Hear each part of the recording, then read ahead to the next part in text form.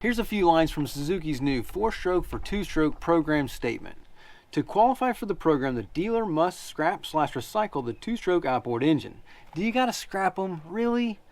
Even with all these advantages and modern 4-strokes available in all sizes, there is still a surprising number of old, smoky 2-strokes on boats across the country.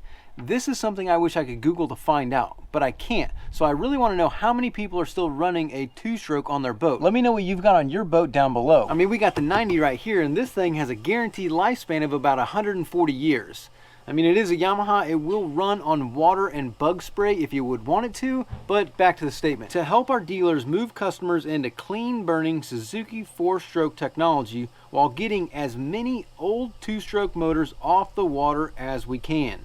And I'll link to this statement. And I do love you, Suzuki, so I'm not dogging on the program, but did you have to say it like that? And by all means, anybody that can get a discount or a deal on a brand new Suzuki, you should jump on that because you'll be extremely happy with any of their engines. But I just don't think the 2-strokes are getting the credit that they deserve. And I get it, we all want cleaner waterways, better technology, more fuel efficiency, better performance.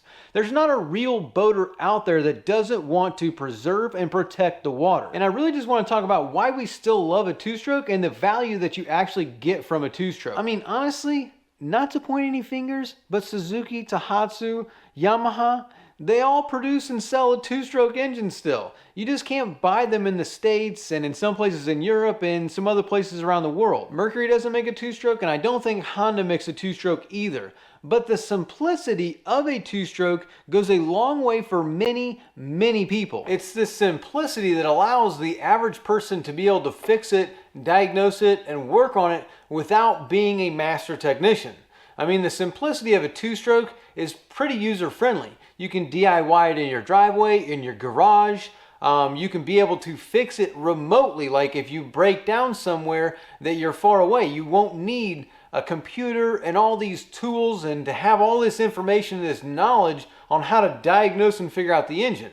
It's a simplistic 2-stroke. So by and large, most of them, that simplicity of being able to work on the engine themselves makes it very, very valuable to someone, especially when you're on a budget. Because when you don't have a lot of money and you don't have the ability to pay someone else to fix everything for you, if you have the ability to keep your boat running and to keep your engine running yourself at your house, that goes a long way for a lot of people. And there's a lot of people out there that will not go to a 4-stroke because of that reason. They don't really want the complications of a 4-stroke because it is intimidating to them. And so for them to transfer over to a 4-stroke, they're giving that ability away. And there's a lot of people that do not want to give away that ability of being able to fix the engine themselves. You could almost say that they're afraid of breaking down in a remote location where there isn't anybody around to help them. Because there's a lot of people that still use a boat like that. You take a boat into the unknown, out to adventure, into these rivers and these back places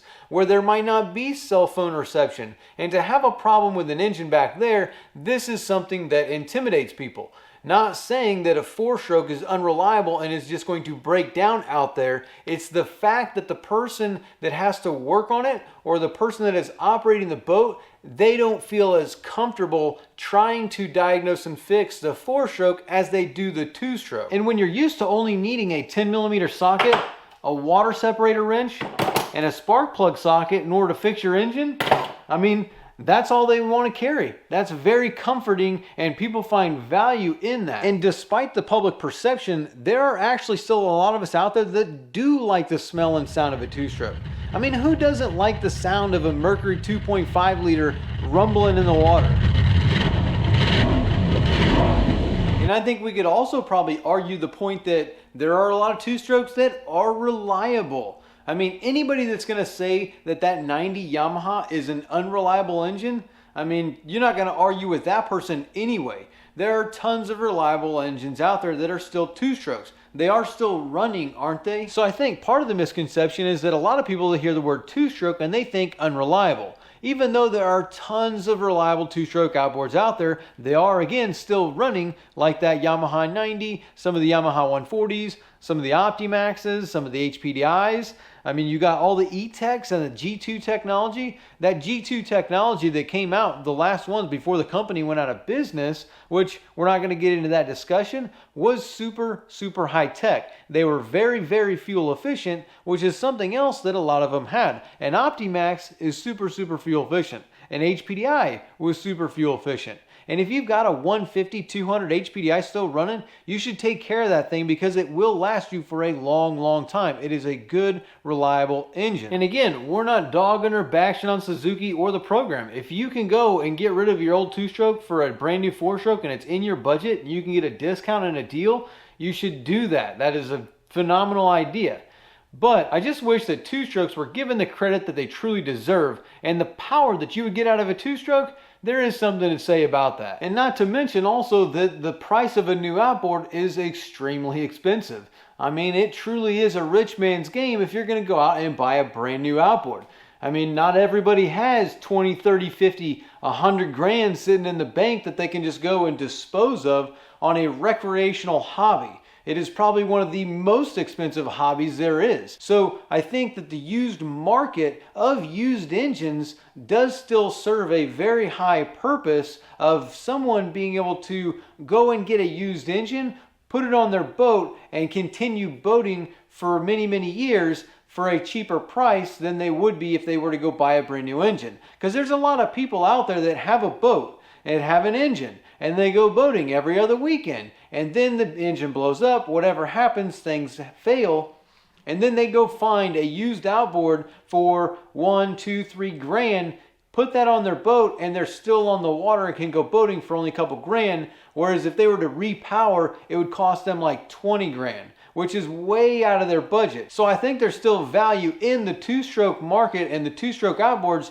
to help those people to stay on the water, as well as other people to get into boating that are newer, that don't have a lot of money, but they go out fishing or something with someone of their friends and they end up liking it. So just like most of us that don't have a lot of money, in order for us to get into these different hobbies and these sports and stuff like this, I mean, we buy used stuff that we have to fix in order for us to get into the hobby. If you want to get into golf, you want to get into motocross, you want to get into dirt bikes, ATVs, or any of that stuff. Most of the people like me that didn't have any money when we started, all we did was go buy something that's broke, we fix it, and boom, now we're in it. So the two-stroke really does help bridge and get a lot of people into boating that don't have a lot of money. Because you can find a $1,000 boat that needs an engine and then go find a $1,000 two-stroke, put that two-stroke onto the boat, and now all of a sudden you're out on the water. Yeah, it's not the best thing, but it gets you into the industry. And then hopefully as things progress, yeah, we'll start to get into a four-stroke and other things like that. But I still think that the two-stroke is super valuable for that reason, and I don't think that it gets the credit that it really deserves for serving that kind of a market with all the benefits that it really does have, especially like the reliable ones like that Yamaha and some of the other ones. So hopefully this helps a lot of people understand why there's so many people out there that still cling to the two-stroke and they still want their two-stroke, and they're probably going to die on the hill of the two-stroke. But that's not to say anything against this program, because if you are in the market of buying a brand new engine and you are on the lower end of a budget or have a smaller budget and you can get a deal by trading in your two-stroke for a brand new four-stroke Suzuki, you should definitely do that. They make a phenomenal engine. So I would definitely promote you doing that if that's your situation.